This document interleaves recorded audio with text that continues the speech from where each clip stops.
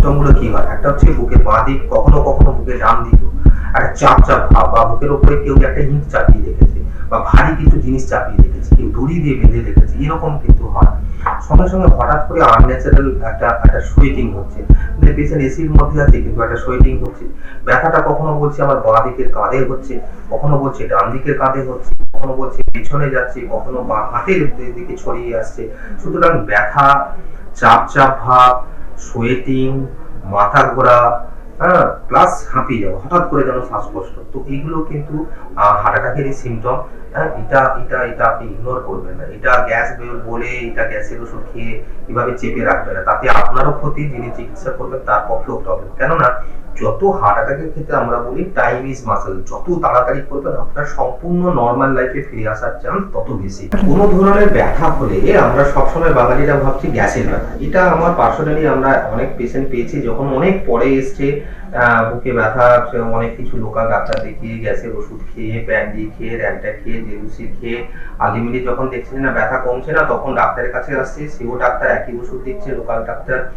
তো আমাদের ক্ষেত্রে মনে হয় যে যদি খুব অ্যাডভান্স স্টেজ অফ ডায়াবেটিস না থাকে বা end stage of kidney disease না থাকে, বয়সটা 90-এর উপর পেরিয়ে গেছে, অলরেডি মাল্টিপল নিউরোলজিক্যাল প্রবলেম আছে যার জন্য সময় ব্যথা ফিল করে না, এই ধরনের কন্ডিশন ছাড়া বা এরকম মোর দ্যান 95% পেশেন্টের কিন্তু হার্ট অ্যাটাকের সিমটম আমরা বুঝতে পারি।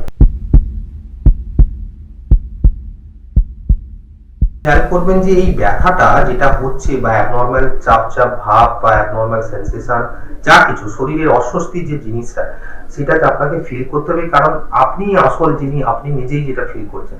সুতরাং আপনার কোনো কিছু অ্যাবনর্মাল কিছু মনে হলে প্রথমে আপনি নিয়ারেস্ট কোনো ডক্টর হলে ডক্টরকে দেখাবেন বা হসপিটালে যাবেন, সেখানে ইসিজি করবেন, ডায়াগনোসিস করে ইমিডিয়েট চিকিৎসা করবেন। যদি আপনি অনেক দূরে থাকেন কিন্তু অস্বস্তি করছে, অ্যাটলিস্ট যদি ফার্মাসি বা মেডিসিন দোকান থেকে 4টে অ্যাসপিরিন ট্যাবলেট 75 করে, ক্লোপিডোগ্রাল ট্যাবলেট 4টে ট্যাবলেট 75 করে এবং অ্যাটোস্ট্যাটিন 80 মিলিগ্রাম এটা খেয়ে নেবেন। ইয়েস, আপনি চাইলে অবশ্যই সরবিটেট খেতে পারেন, খেয়ে দেখতে পারেন, কিন্তু হার্ট অ্যাটাকের ব্যথা সরবিটেটে ইউজুয়ালি যায় না।